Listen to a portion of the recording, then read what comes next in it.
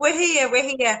So, thanks everybody for being super patient with the technical glitch, but we're here at last. So, just want to say a huge, huge welcome and thank you to Jules, obviously, for joining us tonight.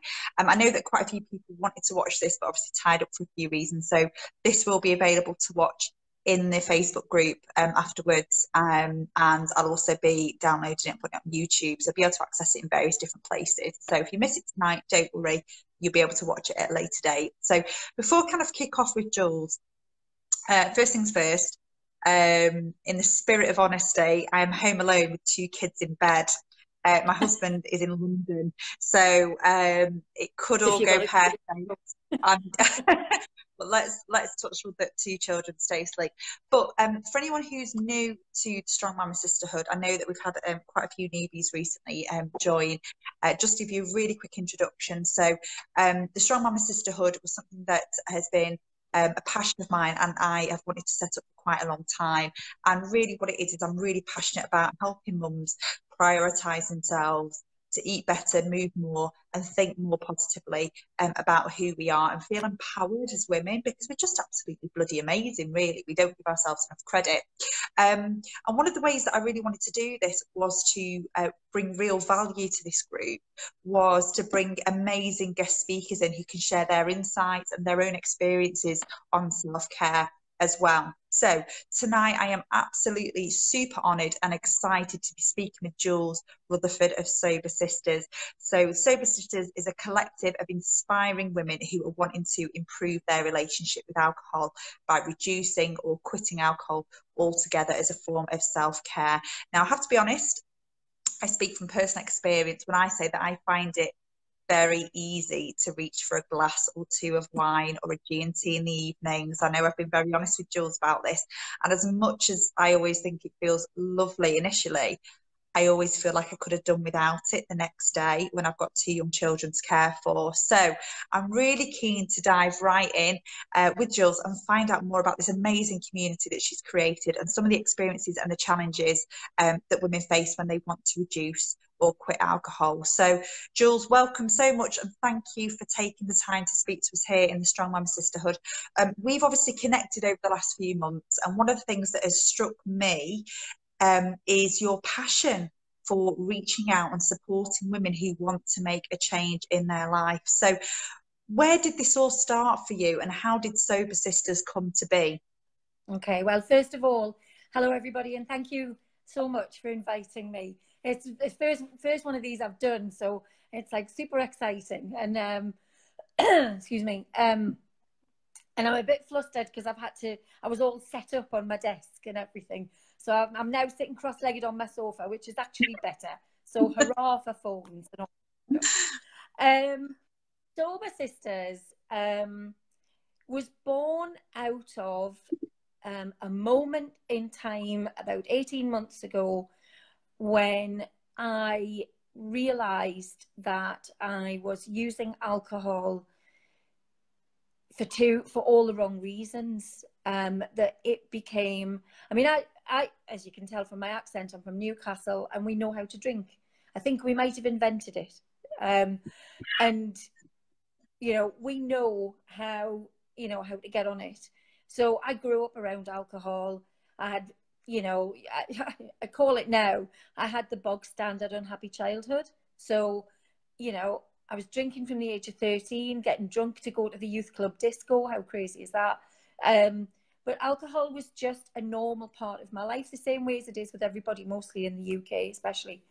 But I think as time went on, and certainly in the last between 5 and 10 years, alcohol just became the everything, you know, the background to everything I was doing. It was my social life. It was my stress relief. It was, you know, it was just it was just always there.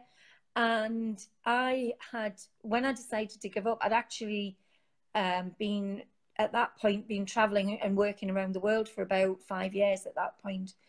And to be honest, I thought at that stage I should have been like some skinny, healthy, nut-eating hippie, you know, with perfect hair and, you know, kind of, you know, sandals and flip-flops everywhere, and kind of doing Reiki and, you know, omming all day long and living this healthy lifestyle. And to be honest, I was still living the same lifestyle I was when I was in the UK, which just seemed a bit pointless. So I spoke to a friend of mine, Sarah, who's in the group, who'd given up alcohol the year before, and she gave me some great advice and said, just stay sober for a month. Just don't try and diet, don't try and exercise, don't change anything else. Just don't drink for 30 days. Don't commit to giving up, and just see how you feel. So I did that. And during that month, which is where Sober Sisters came from, I went onto Facebook looking for advice, you know, insights, you know, anything to support, because I realized there were groups out there. And I found two things. Firstly, that most of the groups were mixed gender, so men and women. And I don't have anything against men especially, but I just found that the tone of a lot of the conversations didn't really resonate with me very, very much.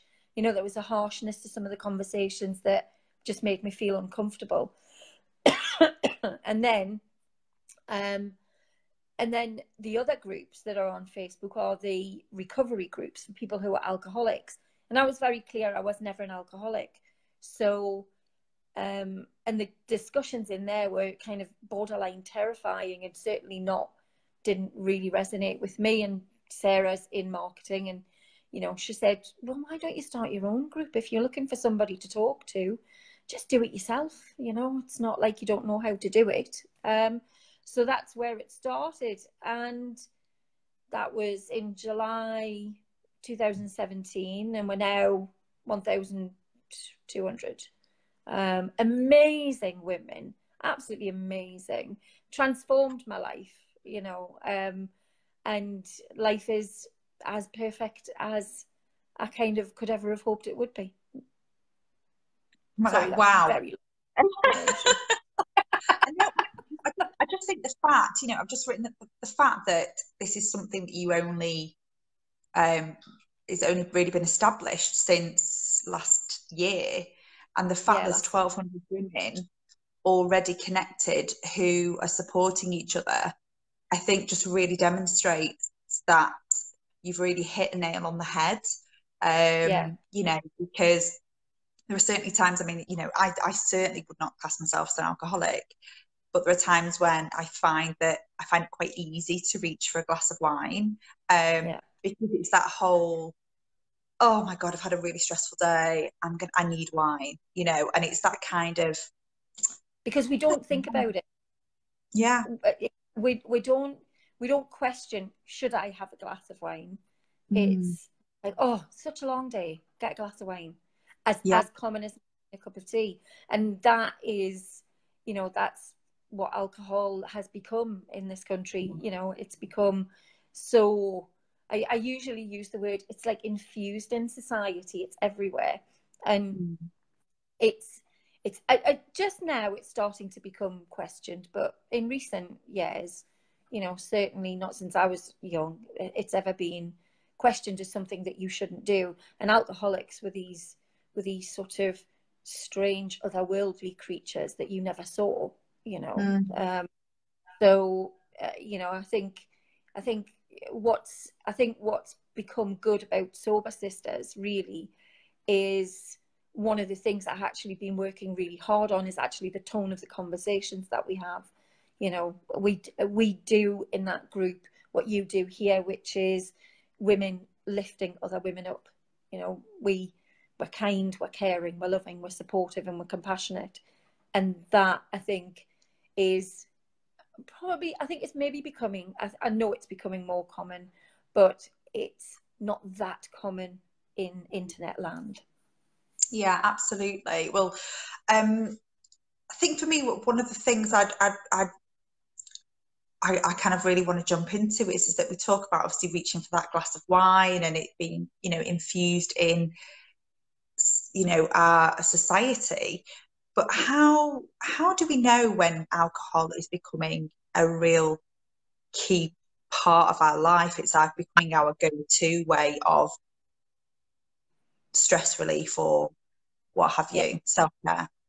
I think it's different for everybody, but the most, I've had to write some notes because otherwise I've never remembered all. But I think that one of the key ones is just that you start to have a conversation with yourself that you're probably having too much, that it becomes noticeable to you, that awareness suddenly kind of becomes a thing in your life. Certainly if you'll notice if you're getting through a whole bottle of wine at night, that's quite common. That, you know, you're thinking about it regularly, and that when you sit down in the evening after whatever kind of day you've had, your automatic reaction is alcohol, which is not actually normal, you know. Yeah. Okay. And and I think as well, I think the minute that you start thinking, you know, I should really cut down, is probably the time when you need to have that conversation. And sometimes as well, if anybody else mentions it, especially if you've got a husband, you know, or a partner, that's sort of like, what, you're having another one? Oh, you're having another one. You know, that kind of happens. And I think one of the things that's come up a lot for Sober Sisters as well is that when they've realised that it's become too important, is when they actually realise that their lives have become really, really boring, because all you're doing is drinking, and you don't have the energy or the enthusiasm to do anything else. So you suddenly realise that, you know, your life is a bit dull, because that's all you're doing. So on the kind of back of that, you know, if people are thinking about making those changes, so they, you know, maybe they're becoming aware that they're reaching for that bottle of wine every night. You know, it's very easy to sink a bottle of wine a night. What kind of fears do people tend to have when they're starting to think about reducing their alcohol intake, or even thinking, do you know what, I'm going to go sober? I know there's the whole Sober for October thing coming up, isn't there, as well? So are there any kind of fears? I mean, you'll have come across this in your community, I'm sure. What kind of fears do people face when they're thinking about giving up? I think it's a lot of it is, you know, giving up for a month is kind of, most people know they can do it, so it's easy breezy stuff. But what I think, when you have that conversation with yourself and you're thinking about giving up, a lot of the fear that comes up is that you can't actually do it, that you can't actually give up, and is your life going to be completely dull and colourless? You know, because we don't drink anymore, because we've all been convinced that we are sexy and gorgeous and funny and interesting because we drink, which is, you know, it's totally not true. So there's always that fear of, like, will my life become dull? There's also, and probably the biggest fear and the biggest stigma is the feeling of the stigma, because if you tell somebody, you know, like, wow, thinking about kind of giving up drinking, there is at least one person that, you know, at least one, if not five, will say, oh, you drink too much, do you? Do you think you're an alcoholic? You know, and the judgment from other people is, I find it really weird, but it is it's a really big issue. So, and we know the people in our lives who are going to say that if we say we're going to give up drinking. And I think there's that fear that you can't give up, which means you're an alcoholic. You know, and that, I think that, I know that's a big fear. I have a lot of women in the group who say, you know, I'm an alcoholic, but when you actually look at their behaviours and they look how much they drink, and the fact that, you know, they only drink at the weekends and it's a bit bingy, but, you know, they're not alcoholics. They don't want to give up because they think it would be difficult, and therefore that means they must be an alcoholic, because we've got this really weird sort of blurred definition of what an alcoholic is, because it's not entirely clear. Okay, yeah. Do you know what? It's really interesting, and just listening to you talk about that, because, you know, just thinking about the kind of the women that are obviously in my online community. Obviously, we're all mums, and it's funny because there are a lot of you know, these funny videos that you see on Facebook where, you know, and I'd laugh at them, and they are funny, and it kind of glamorizes you know, the whole, oh, I'm a mum, and you know, the glass of wine, and oh, and you know, and you see them, don't you, with like the big glasses of wine, and you know, and it kind of and it is, you know, and I can see the funny side, and you know, don't get me wrong, and I love a glass of wine, but it's also, like you say, it's so ingrained in our awareness that, you know, like it's acceptable, but it's okay. Like, no, it's almost like you're not going to be judged if you are drinking a bottle of wine a night, because Yeah, that's because kind of been normalized, normal. you know. And Yeah. I know I've had conversations with people where I said, oh my God, you know, my husband and I polished off like a whole bottle of wine last night, and people have gone, oh yeah, you know, that's not like normal, you know. And so yeah, I can see that some of the fears might be around, what are people going to think? Are people going to think I'm really boring? Am I going to be, does that mean I'm boring? Yeah. No, it's true. And also that Yeah. fear, fear of social situations where you're going to be, you know, if you're invited You're a to a social party, life. yeah, Yeah. no. And if Yeah. you say, well, I'm And not drinking, I think first thing people yeah. say is, oh, are you pregnant? And you're like, Yeah. no. No.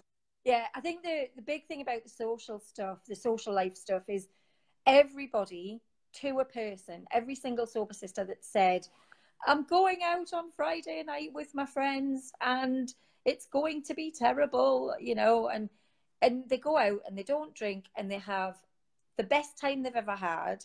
Nobody actually notices that they've not drank.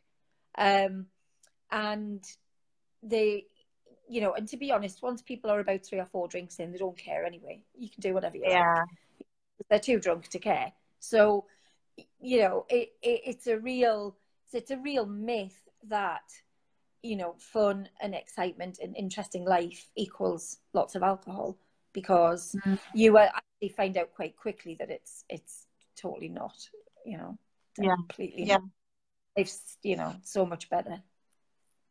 What are there any other challenges? You know, again, you'd be speaking to women in your community daily, really, about this, and that, you know, and I know that your community is a very safe space where, you know, where women can kind of be very honest about how they're feeling and struggle. What kind of challenges do people face when reducing their alcohol, aside from some of Yeah, the things?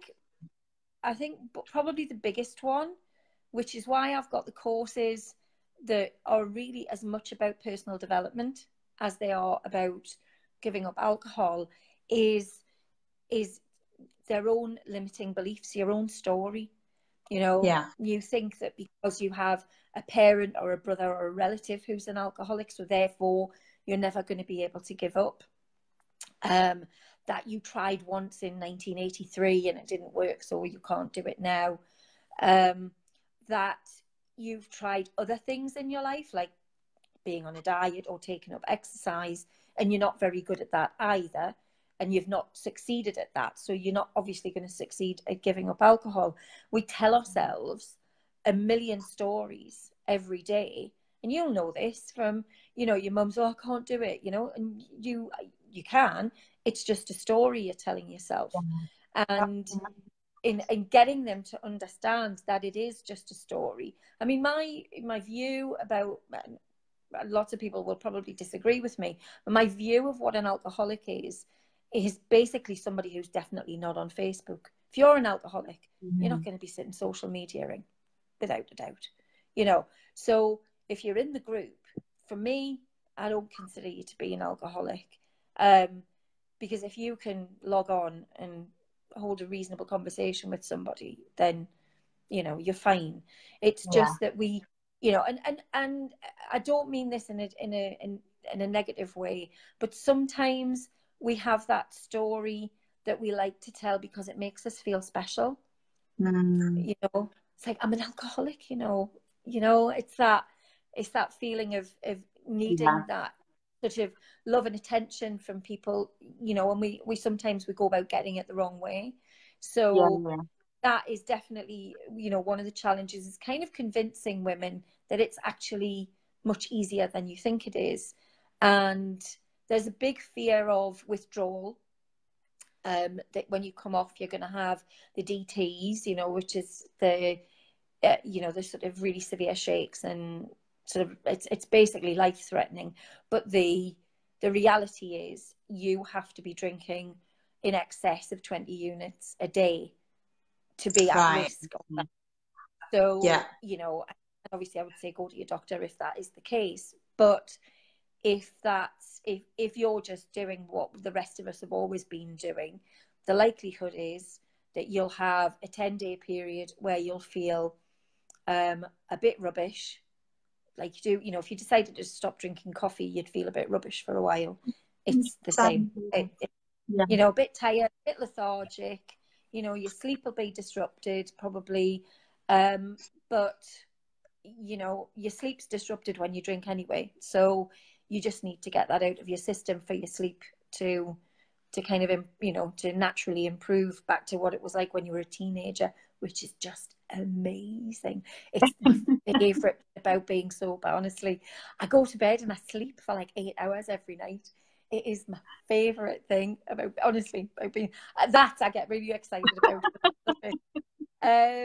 Challenges, what else did I have there? Overcoming your own story. Yeah, probably actually one of the biggest challenges, which I think is quite sad, is actually other people. Other people can be unbelievably weird and unhelpful. I've had sober sisters saying, you know, they told their friends, and one woman said, one husband of a friend said, I'll bet you 50 quid you can't make it till Christmas. You know, it's awful, you know, isn't it? like, you know, and I said, well, you should have taken the bet and made him double it if you did, and give it a chance. You know, it's ridiculous. But then you've got people who, if you're out, you know, will go on, just have one's all right. But that's the problem, you know, is that one isn't all right. You know, I think that's probably one thing I have learned in the last sort of year and a half of doing Sober Sisters, year and a bit, is that there are for me, I've noticed there are two types of people who have a relationship with alcohol. There's the majority of us, and I say this without a doubt, the majority of us who get to between 2 to 3 glasses and can't stop because alcohol is doing what it's supposed to do. You know, that's the majority of people. And then there are other people who can take or leave alcohol and don't really care that much about it, who can go out and have, my boss used to, every time we went out for tapas, she'd have 2 halves of lager and go, oh, that's my limit, I'm done now, that'll be it. And I used to look at her and think, how do you do that? You know what I mean? I just never understood it. I mean, I understand it now, but I think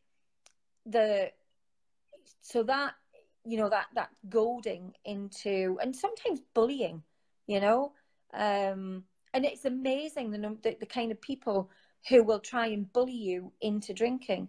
It's like so many sober sisters have said they didn't want to go to a family party, or they've reported that they went to a family party and their mother was trying to force them into having a drink.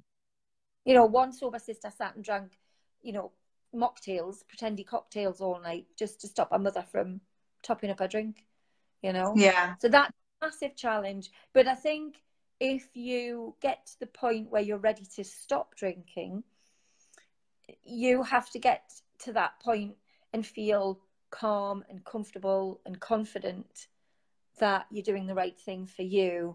And, you know, who cares about what anybody else thinks? If you're taking care of yourself, that's the most important thing. And the other thing I think I found really useful probably is is your attitude, the attitude that you adopt as a non-drinker. I totally accidentally decided when I gave up that I was going to adopt this nonchalant attitude towards it. That if anybody asked me, I'd just go, oh, well, it was just getting in the way of stuff I wanted to do, which actually made people say, oh, so what do you want to do? And then you've got a conversation changer, which was great. But a lot of people, a lot of women especially, have sort of said, like, you know, oh, why are you giving up? And they go, oh, well, you know, it was just a bit, you know. And the minute that you do that, it's almost like you're kicking the door open for people to jump in and be judgmental and give their opinion and stuff like that. So I always advise, if you're thinking of giving up, just take this kind of shoulder shrug attitude towards it, which is just like, oh, you know, just getting in the way. And that, I think, unless you adopt that kind of attitude, it can be very challenging if you haven't got it in mind. Yeah. I think there are a lot of similarities between what you're talking about and if I'm relating it back to you know, exercise and eating well, and it's like that whole concept of you know, well, I'm going to go on this. I want to eat this way. I want to eat healthier, and I want to cut this down. I want to cut that out. I want to reduce this. And then you're out with friends, and friends are saying, you know, I'll just have a slice of cake, or just I'll have the, you know, have that or have this. And it's that social pressure. Yeah. Yeah, and you know, and you know, obviously I know alcohol is a very different beast, but it's that kind of I wonder if there's an element of it makes other people feel uncomfortable, maybe about their own drink. Maybe they think that they're being judged, you know. And I'm sure, you know, for many that's not the case, because it's not about them. But they'll invariably feel. It's one of the things I meant to mention is that when you tell people that you're giving up, and my advice is just, unless you absolutely have to, don't bother, you know, because when you do, you're inadvertently holding up a mirror to someone. And and most people know that they drink too much. If they, you know, if they've got a problem with it, they know. And when you do that, when you hold that mirror up, they know they don't want to have that conversation. And that's where the defensiveness and the uncomfortable conversations come from. And I would say my advice is, just do your own thing. Don't make a big deal out of it.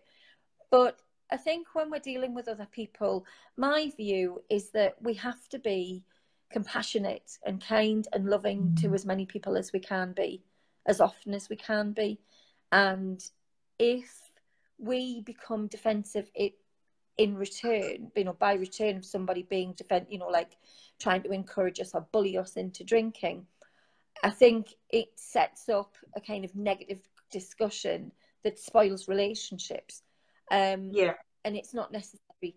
I think, you know, we can just say, oh, you know, that's okay, you know, and just be light about it, you know, because I think because what's happened when women have done that is their friends have actually kind of approached them and said, oh, so that group thing that you said you're in, are you, well, what's it called, you know, or they've spontaneously stopped drinking themselves, you know, because they can see the difference that it's making to their lives, you know. So it can be other people probably, I think, but for me anyway, I think other people is probably the hardest part.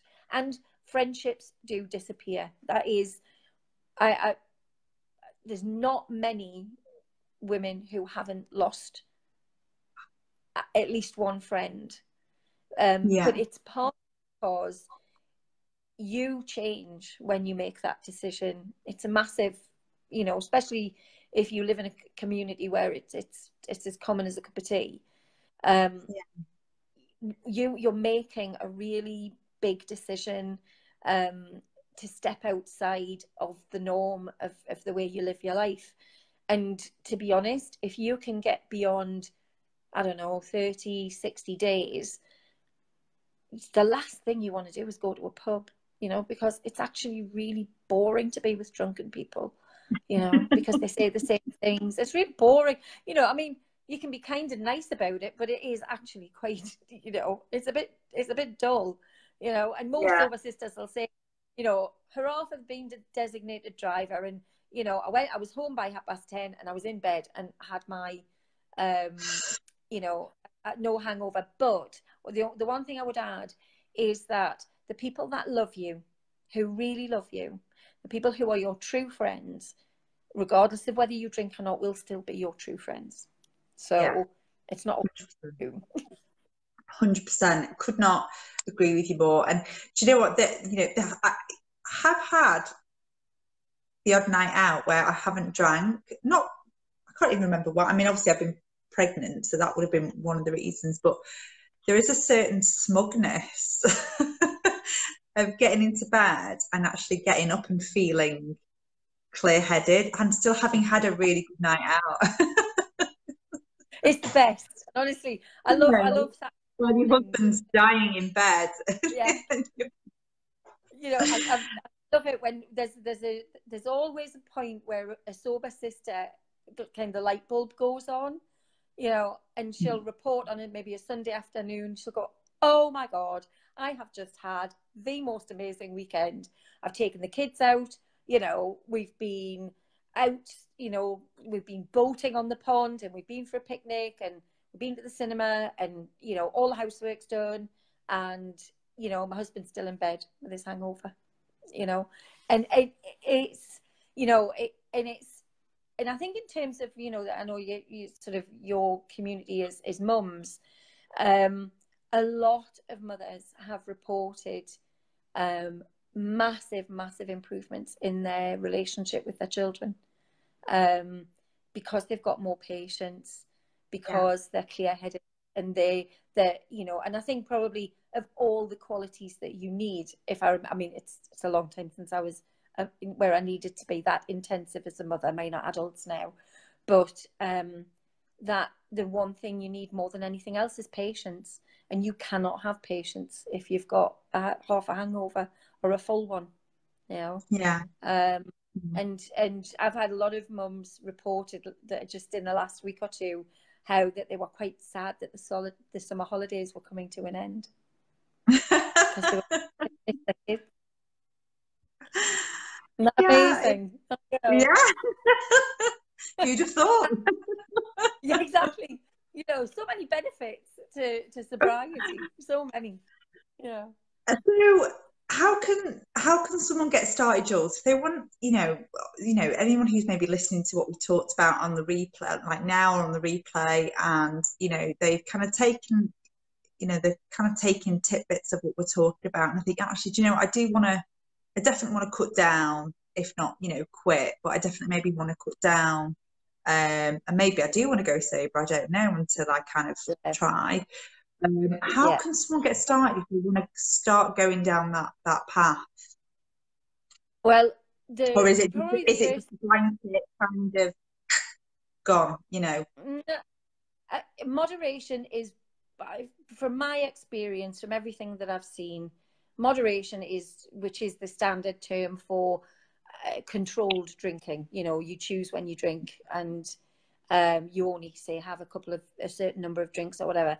My experience so far of moderation is that it is virtually impossible unless you have reached a point where your relationship with alcohol is that, you know, you don't care about it one way or the other. Like now, I could moderate if I wanted to because I don't care about alcohol, but I wouldn't give up feeling like this about anything now. So, but I think that, so I think moderation is, as far as I've seen, actually, moderation is the path to drinking more, because you keep trying to have a little bit, and alcohol does what it does and makes you want to drink more. So, you know, it's kind of like worse. So I don't necessarily recommend that route. But I think the important thing to start is just to sit down and have a bit of a quiet think and sort of decide for you, you know, make the decision, because you've got to get to that point on your own. Yeah. And I think as well is to sort of be prepared, because if you've been drinking relatively heavily, you need to be aware that the first 48 hours is going to be a bit rubbish. You know, you're going to be very tired, very lethargic, probably headachy. And you just, you know, I remember my first 10 days, I just did nothing but sleep. You know, I thought I turned into a pensioner. You know what I mean? It's just like, sit down, fall asleep. It's ridiculous. So, you know, so don't stop if you've got to go to work the next day. You know, if you could do it at a weekend or whenever your day's off, or sort of be prepared. Do some research. You know what I mean? Do some research. There's enough information online to give you some idea of what to do. I had a look on the NHS website for sort of advice and stuff, and you know, that's what they say. The first 48 hours is a bit rubbish, but the one of the big things they talk about is getting support. And you know, obviously I've got SoberSistas, but there's lots of other groups out there. You know, please come and join us. It's fantastic. But you know, I don't profess to be the only answer to sobriety for every woman in the world. That would be really nice, but unrealistic. So I think that, you know, being in a community, whether that's a friend, you know, you could get a friend, you know, a family member, or get on one of the Facebook groups. There's a lot of amazing information out there. And just, you know, I know if you come into my group, there's no expectation. You can lurk as much as you like. I have lots of lurking women. I love a lurker. Yeah, I mean, I for a while actually, I thought my group was rubbish actually, but then I discovered Group Insights, and I realised that it's about 95% of the group are actually reading, and you know, they're there, so yeah, it's fine. And I don't have a problem with that. But I think, and I have I'm going to do a plug. I've got a 10-day alcohol detox course, which we'll pop some links up later and whatever. Because one of the things I'm a great advocate of is and it's actually, try not to go on too much about this, but one of the reasons that I'm not an advocate of AA, I don't disagree with it, or you know, especially, but one of the things in AA that I have a particular issue with is that if you subscribe to the AA theory of alcohol and your relationship with it, you have to agree that you are powerless over alcohol. And I've got a really big problem with that, because alcohol is an inanimate object. It doesn't crawl up your leg and down your throat. You know, you put your hand on it and you pick it up. And I don't know one woman that's not strong, especially a woman that's had a baby. You know, we're all amazing. So, you know, I truly believe that we have the strength. It is completely within our own power. But one of the things that you need to do is to kind of get clear about why you drink. It's probably the most important thing. And part of all of my courses have an element of journaling in them. So, because you know the answer yourself, you already know the answer. You haven't quite, if it's not at the forefront of your mind yet, a bit of journaling will help it come to the front of your mind. So things like journaling, I think, is massively important, because it, you know, it can reveal things that your subconscious is trying to tell you, and it's like, hello, can you listen, please? I mean, my journal told me I needed to stop drinking, and I had no idea. I'd been journaling about alcohol for 3 months before I realised I was doing it. I just happened to look back when I was having this conversation with my friend, and I kind of went, oops, you know. Light bulb moment, and yeah. And the answers are all there. So all of the work that I do is journal based, because I just think I don't have the answer for you. I don't have the answer for anybody. I've got some general advice because my head's full of so much information, but you know what the answer is for you. And if you don't know it now, you know, you'll find it in just by exploring your relationship with alcohol. Wow. Sorry, I could keep you here until midnight. It's fascinating. And I have to, and you know, for anyone who's kind of watching this and thinking, right, okay, what is this online community that Jules has? I joined the online community for just curiosity, and you know, and I've only been in the group a very short time, but the support and the empathy of the women in the group is amazing. One of the things I just want to jump on, I'm really conscious that we've kind of run over a little bit, but obviously a couple of things, I'm sorry. Things that you, one of my key takeaways from kind of what you said, Jules, is the key thing I think with anything when you're starting a new journey in that respect, whether it be fitness, whether it be self-care, whether it be, you know, reducing alcohol, whatever it is, it's actually that accountability. And I think because that's where people struggle.